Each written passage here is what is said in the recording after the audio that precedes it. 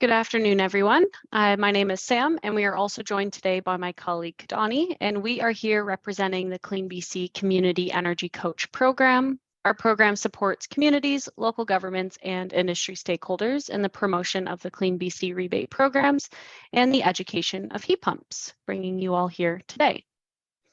So I will be sharing a number of resources on heat pumps and rebates, and this is of course being recorded, and all rebate amounts that we'll be discussing are reflective of what is available today, December 7th, 2022. So for the most up-to-date information, if you are watching at a later date, please visit betterhomesbc.ca. I encourage everyone to use the chat box during the webinar to ask any questions, and then we will open things up for a Q&A at the end, and my colleague will be monitoring and answering chats throughout as well. We're also joined by Carrie Pocock with the City of Vancouver, who will share some slides on the policy content for the city. I'd also just like to take a brief moment to acknowledge with respect the Coast and Strait Salish and WSÁNEĆ peoples on whose traditional unceded territory we are presenting today, as well as the Lekwungen, Songhees, Esquimalt, and WSÁNEĆ, whose historical relationship with the land continue to this day. And with that, I'll pass things over to Carrie. Thank you very much, Sam.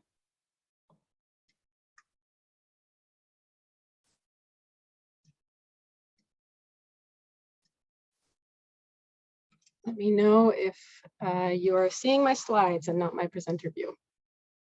Excellent, thank you. So good afternoon, everyone. My name is Carrie Pocock. I'm with the City of Vancouver's Green Buildings team. And I'll first acknowledge that I am currently on the unceded and traditional territories of the Musqueam, Squamish, and Tsleil-Waututh nations. And we recognize, as we discuss this important climate work, their stewardship of these lands since time immemorial. At the top of today's webinar, I'll start us off by providing a bit of context for the City of Vancouver, why the city is supporting home and efficiency upgrades and electrification, and I'll share as well a few regulatory updates taking effect quite soon on January 1st, 2023. So in Vancouver, where do our emissions come from? What is the source of these emissions? So you know, certainly vehicles do produce a significant chunk of our emissions, about 40% of fossil fuel combustion in the city. But what many of us don't realize is that our homes, our office buildings, and other commercial buildings are a big contributor to carbon pollution. So they produce about 60% of fossil fuel combustion. Our houses and our buildings are basically idling all the time. So in Vancouver, there's about 80,000 detached homes. They produce about 20% of the total city's emissions. And that's broken down basically into burning natural gas for our space heating, as well for heating our hot water. Our homes are producing about 500,000 tons of carbon dioxide, which is roughly equivalent to about 76,000 cars driving for 1 year. And this is one of the main reasons why buildings are a primary component of our climate emergency action plan. And that plan aims to reduce emissions by 50% by 2030. So emissions in our homes has certainly changed over time. The way we've heated our homes, you know, these graphics kind of show, you know, burning actual fuel in a fireplace to warm our spaces, transitioning towards using oil, and certainly natural gas is quite common today. You can see we're sort of moving towards this electrification. And in facing the climate emergency, we're certainly moving towards incredible efficiency as we learn new technologies and implement new regulations as well that continue to save energy, reduce emissions, and increase our quality of life with healthier options. And thank you. I just want to acknowledge all of you here today. Thank you for spending some time with us to learn about how you can make these important updates to your home that will not only improve your comfort, but will help us meet our emission reduction targets as well. So a few new regulations are coming into effect on January 1st. One is related to the electrification for large renovations, homes undergoing large renovations, and as well for any homes looking to permanently install air conditioning systems. So The large renovation piece is projects that are in excess of $250,000. So for homes undergoing these projects, existing space heating and hot water systems must be replaced with electric versions. So that's in the form of heat pumps and electric hot water tanks. Second regulation is about air conditioning units. So this does not include portable AC units. This is permanently installed air conditioning systems. And so those will need to be, instead of one directional heat pump, which is what an air conditioner is, these will need to be two directional heat pumps, which means that they can also provide the option of electrical heating in the winter time. And an added benefit of this regulation is the simplification for industry, where equipment suppliers will no longer need to stock warehouses with both types of units. They can simplify by just stocking heat pumps. And I'll just end my little segment here by providing a few resources and supports specific to Vancouver residents. So we offer a program called the Home Energy Navigator program. This offers coaching, free energy home checkups, and as well as expert support to Vancouver homeowners. This service is also available for some small stratas, some multifamily buildings. So if you live in a multifamily building, or perhaps you know somebody who someone you know manages one, connect with the Home Energy Navigator program to find out what supports can be available for your building. And of course, we've got a number of different resources on our Vancouver website. So if you go to vancouver.ca/heat pumps, that'll help you. You can kind of navigate from there on whatever resources you need. And as always, myself or any of my colleagues are happy to support you if you'd like to email green.buildings@vancouver.ca. So I'll turn it back to Sam and her incredible knowledge. So thank you very much.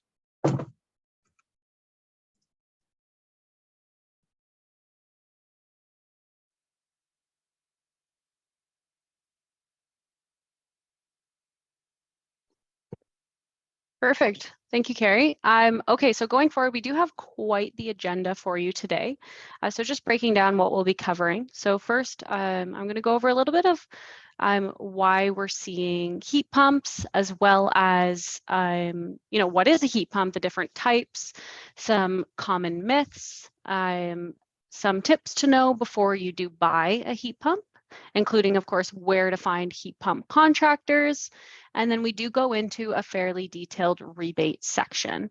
So what rebates and other programs are available to help in that installation of a heat pump in your home. So with that, let's get started.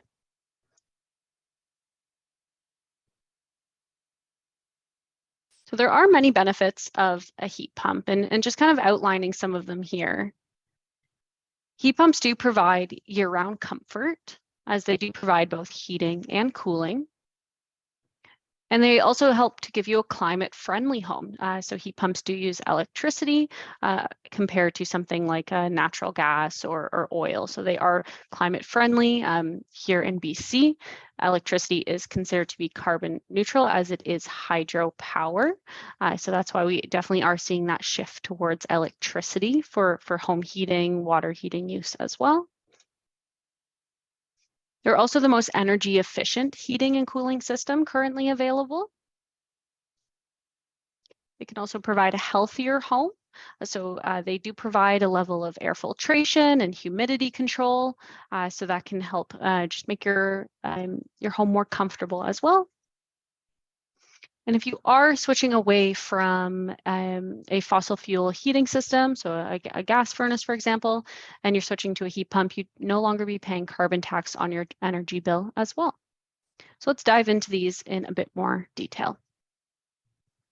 So we say maximum efficiency. Heat pumps are generally 300 to 400% efficient, but what exactly does that mean? How is this possible?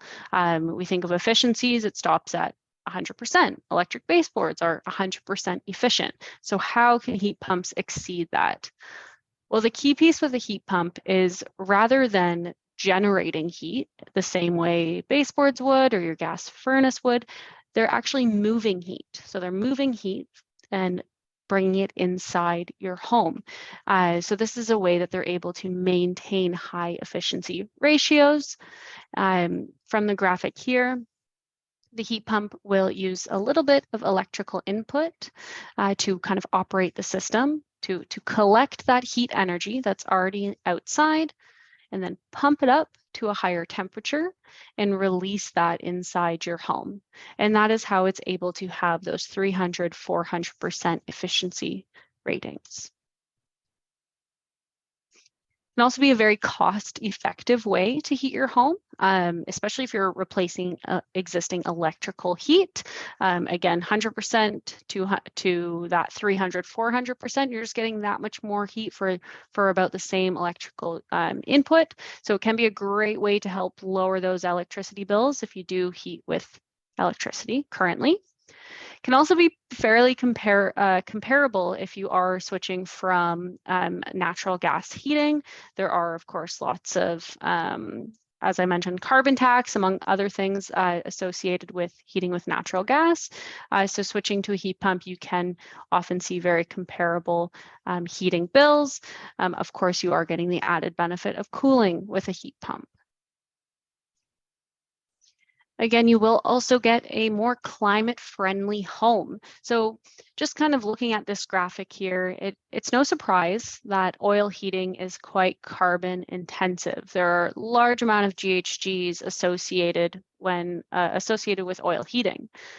But even when looking at heating your home with gas, with a gas furnace or boiler system, there are still substantial greenhouse gas emissions associated with that.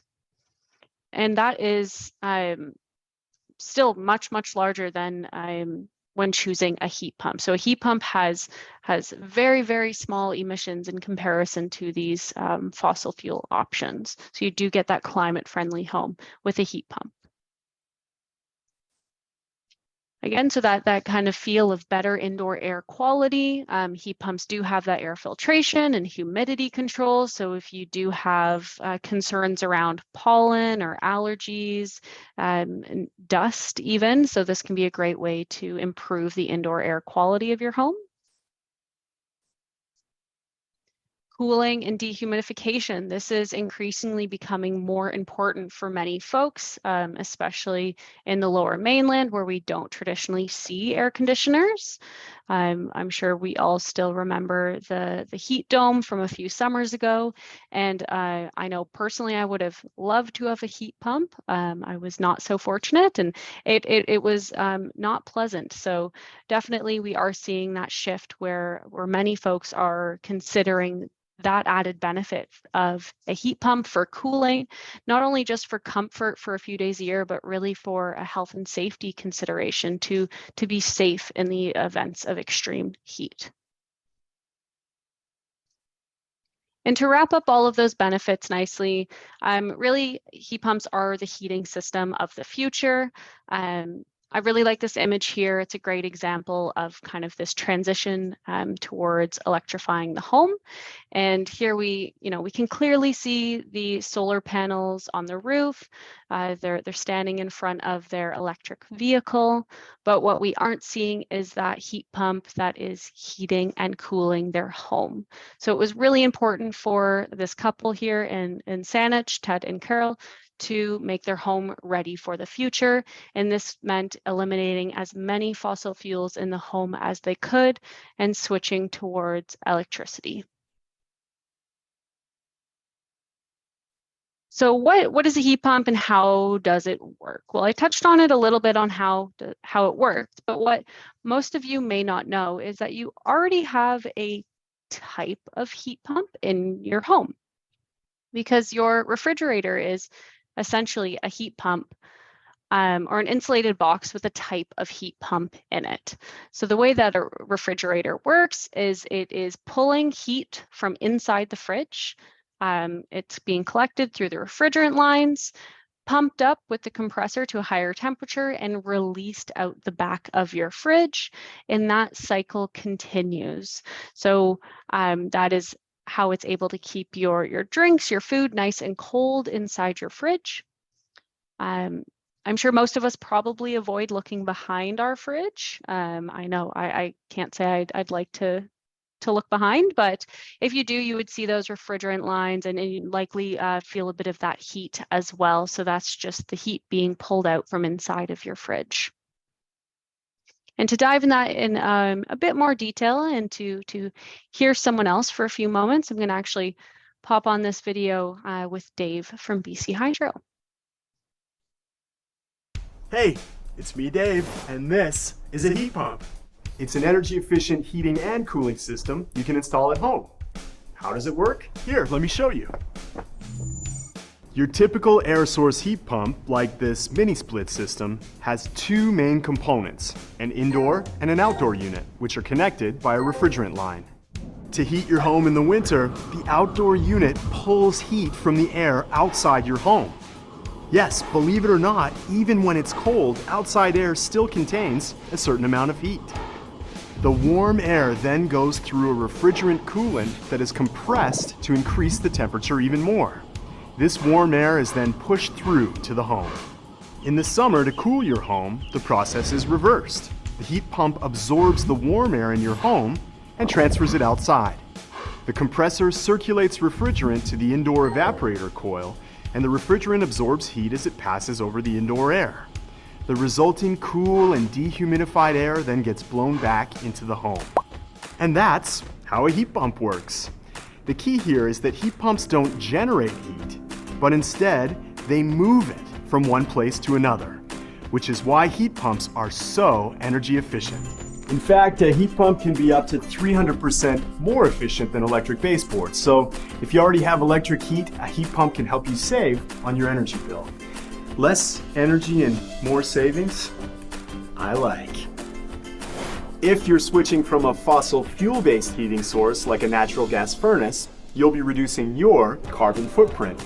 It's kind of like going from a size 18 down to a size 2. You get the idea. It's an environmentally friendly option, especially here in BC where we're powered by water. Plus, with rebates from Clean BC and BC Hydro, there's more to save.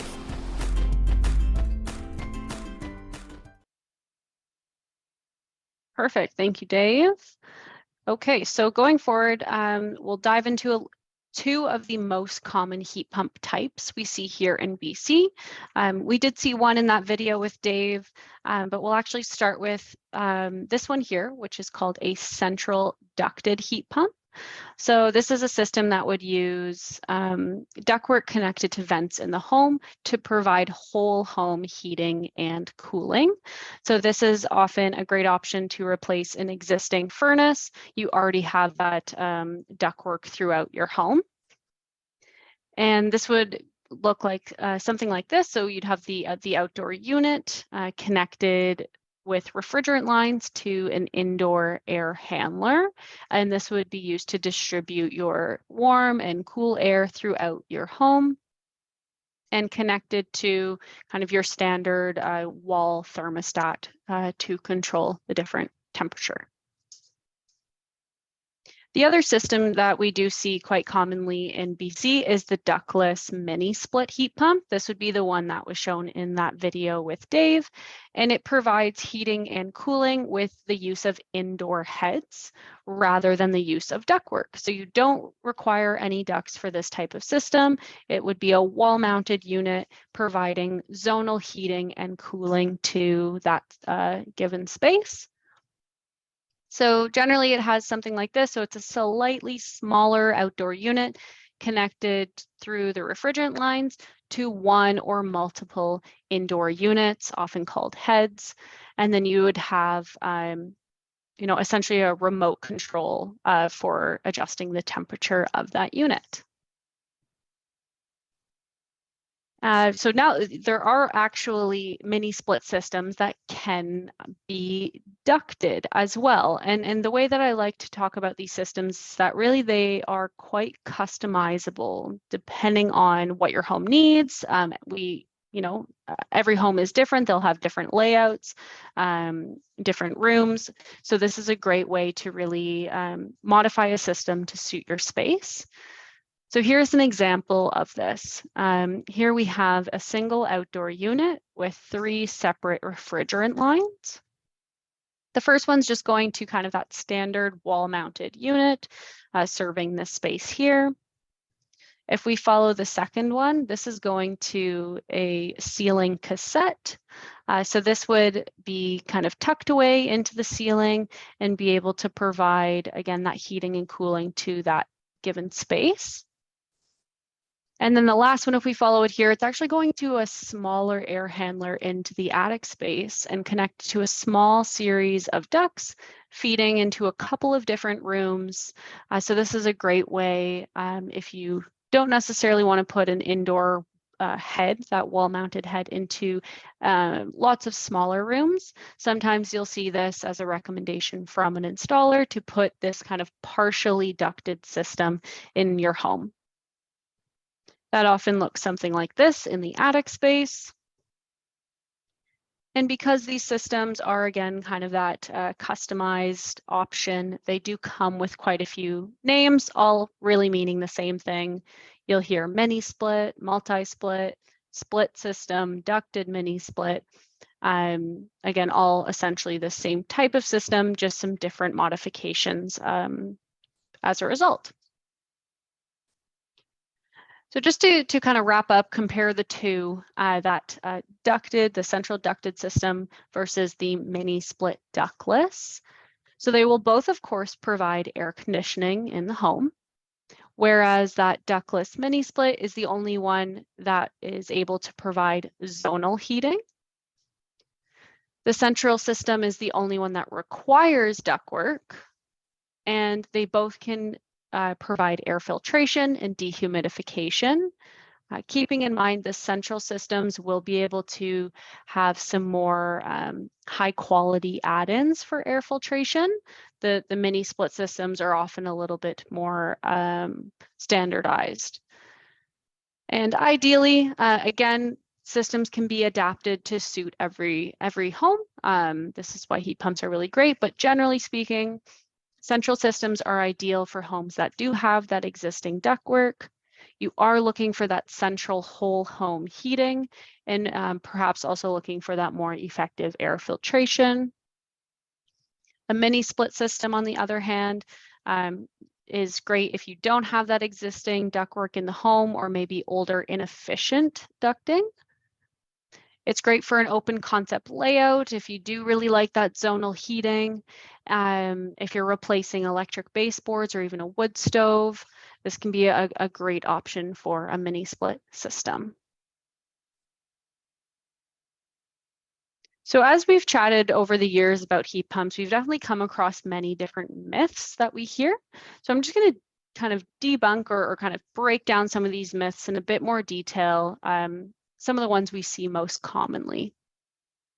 So the first one is that heat pumps are expensive to purchase. Now this one does come with a little bit of a, just to note. So any heating system, whether it's a furnace or a heat pump, will always range in cost. We live in different areas, we live in different homes, we work with different contractors. This will all affect the price. So it's always best to gather as many quotes as you can. We recommend generally about 3 different quotes, and that way you can accurately get an idea of what that's going to look like for your particular home.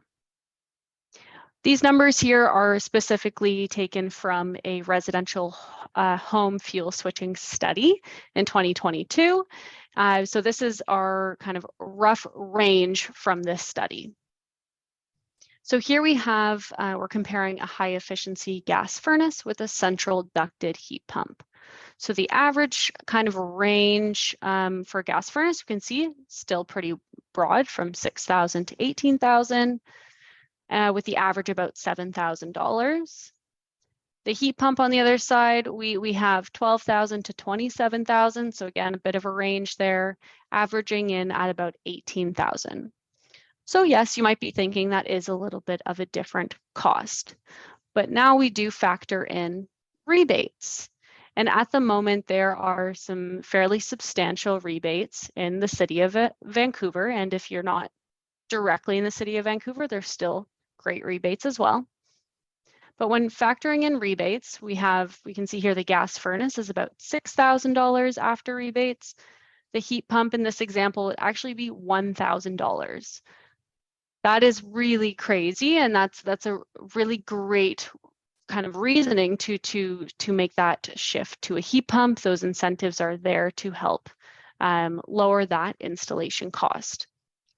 Now, of course, we do have the added benefits of air conditioning with a heat pump, and you're going to be substantially reducing your household GHGs when compared to that of a natural gas furnace. So when factoring in rebates, they're really not that expensive to purchase after all. Another myth that we hear a lot is that heat pumps are noisy. Now, while some of the older systems perhaps did make some noise, heat pumps have definitely come a long way, with modern systems averaging about 50 to 60 decibels. And when we do talk about the noise of a heat pump, this is the outdoor unit. There are newer ultra quiet models with even lower ratings than the 50 to 60. So that can absolutely be something that you can find if you want something really, really quiet. But what might surprise you is that many of our household appliances are actually louder than the average heat pump.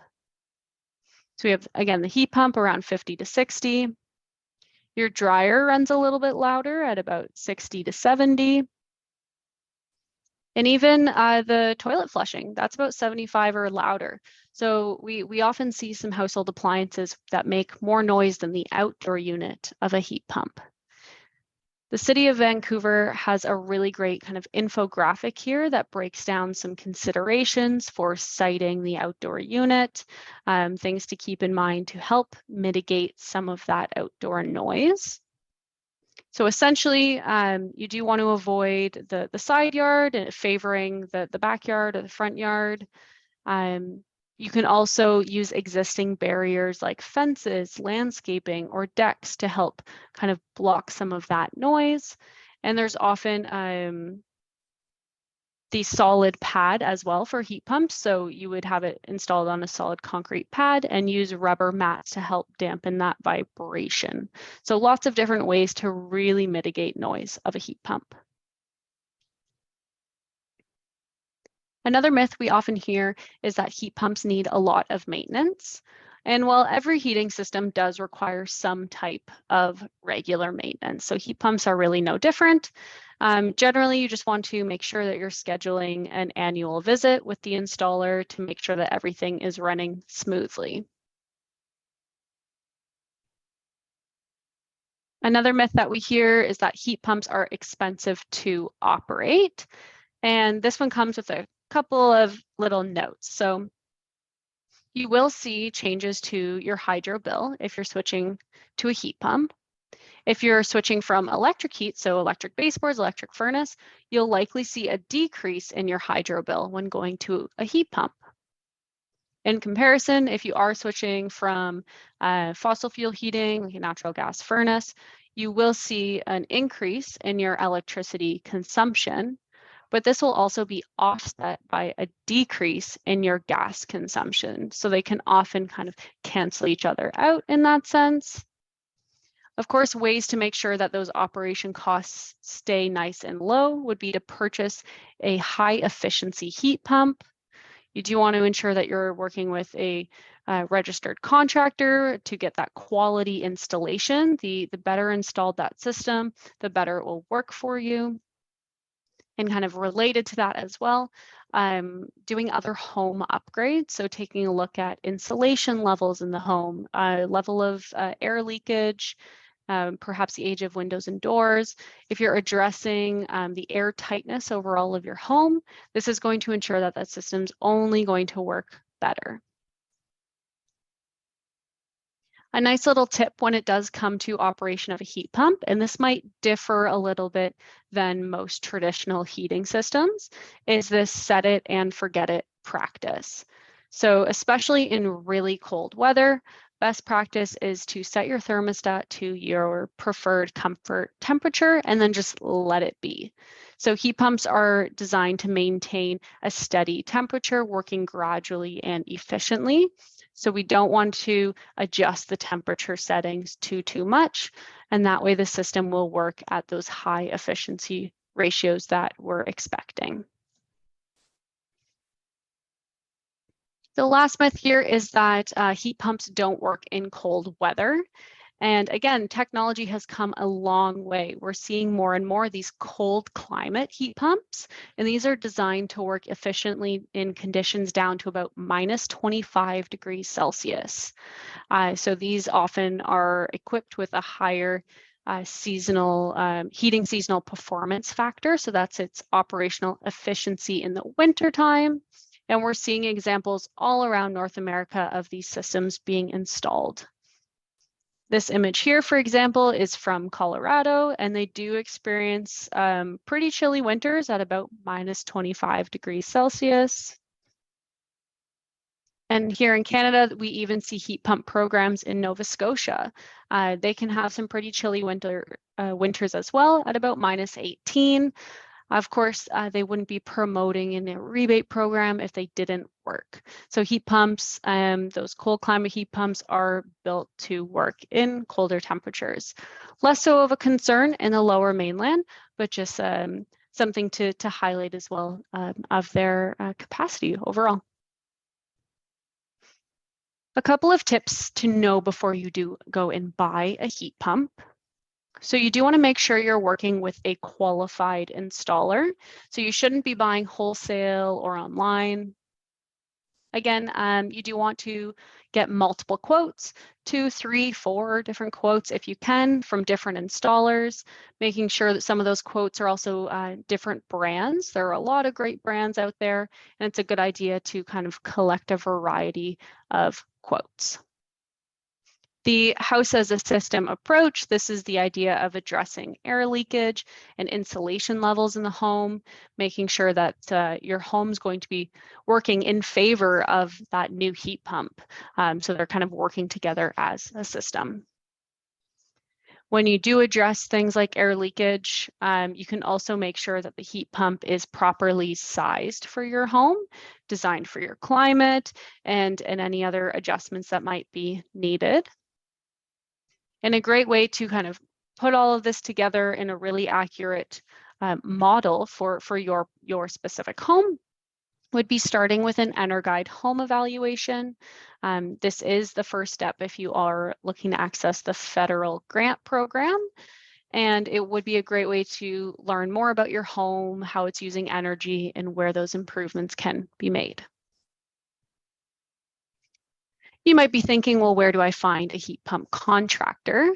Well, on the provincial website, and I'll kind of introduce the website itself in a couple of slides, but there's this really fantastic search tool to find heat pump installers in your area. These are registered heat pump contractors for the provincial program. And if you are interested in accessing any of those provincial rebates for a heat pump, you do have to find and work with someone on this list. So definitely kind of one of your first stops before installing a heat pump. Okay, well, shifting towards rebates, I'm just gonna pause for a moment.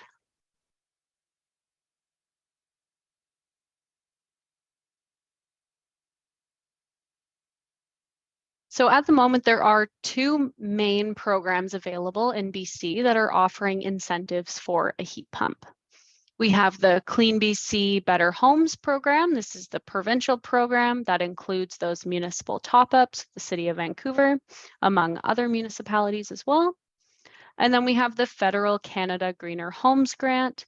So this is a grant and loan program on the federal side, and you can access both of these programs together. They are stackable. They are different programs. So the requirements between the two are similar, but they are different as well.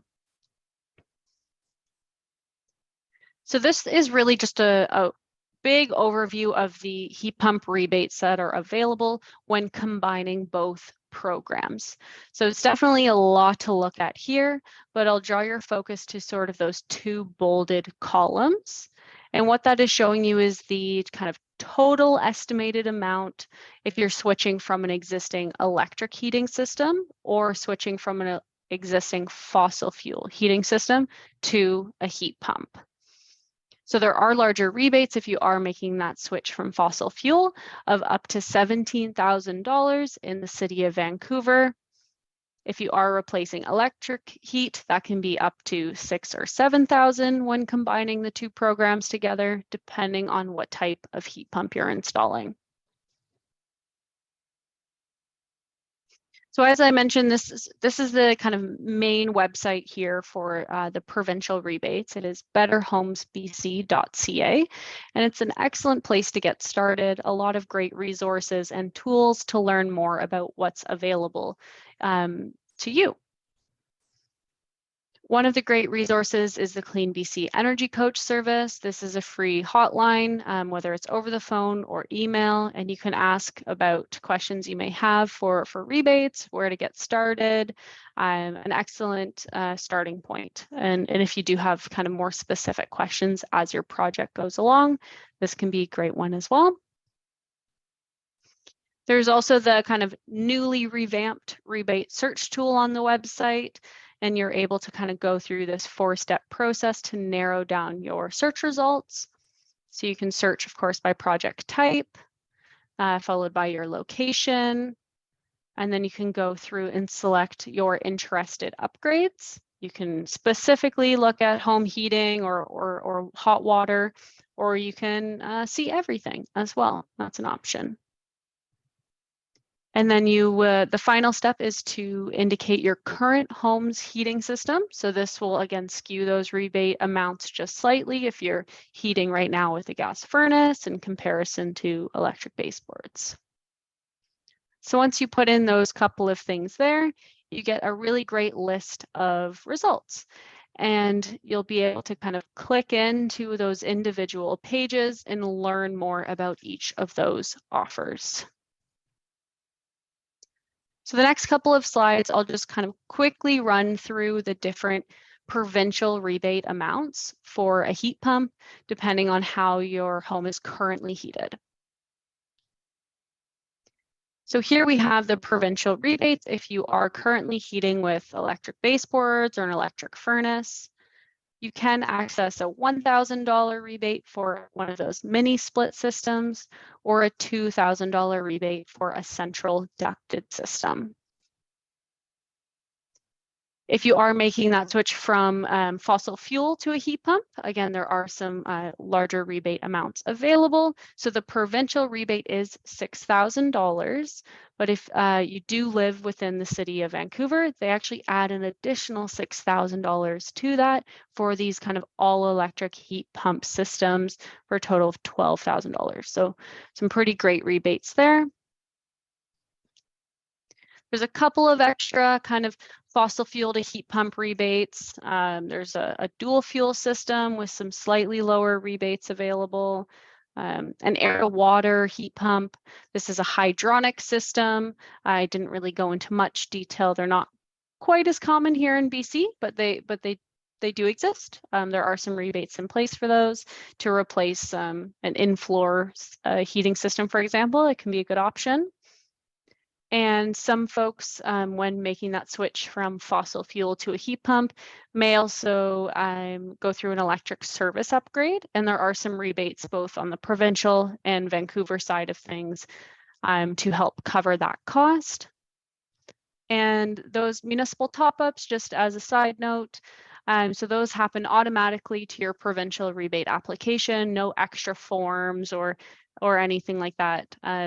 It's a kind of first come, first serve offer. If you live within the city of Vancouver, those funds will automatically be added to that provincial application.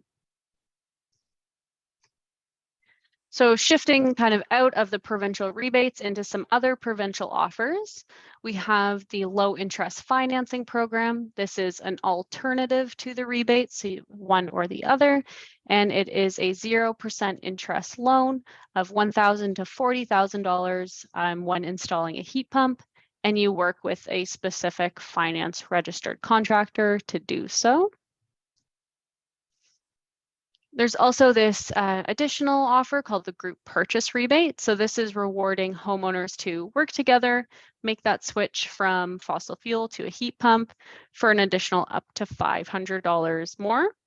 This is, stackable to that provincial rebate and any top up, and is really just designed to get folks together, install a heat pump around the same time, grow your group and grow your rebate, as you can see here from the little chart. So the more people in your group that register, that join the group, the larger that additional rebate can be. Just a kind of fun little offer there. One of the other provincial offers is the income qualified program. So this is offering enhanced rebates that are designed to cover roughly 60 to 95% of the cost of your upgrade. And it is based on income qualifications, as you can see again from the chart here.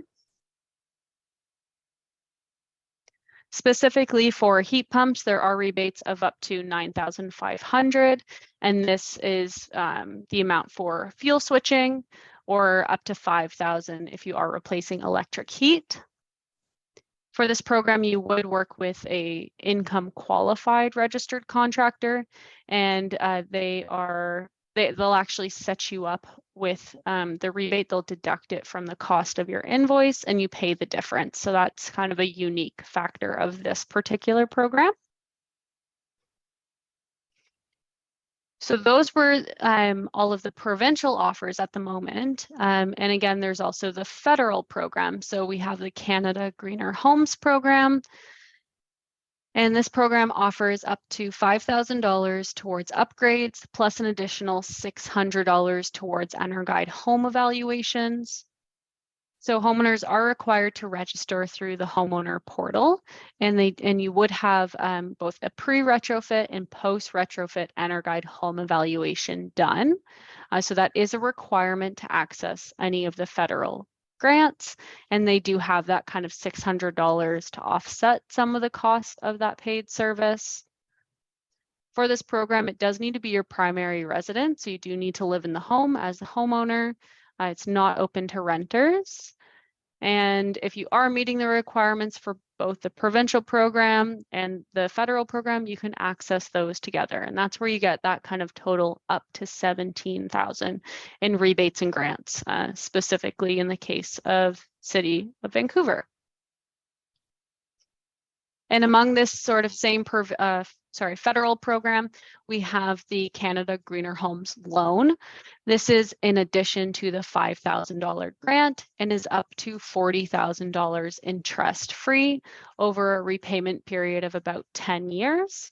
And this would follow the same process of the grant. So you still need to go through that EnerGuide home evaluation and get registered, but it's a great way to get an interest-free loan to help cover your retrofit project.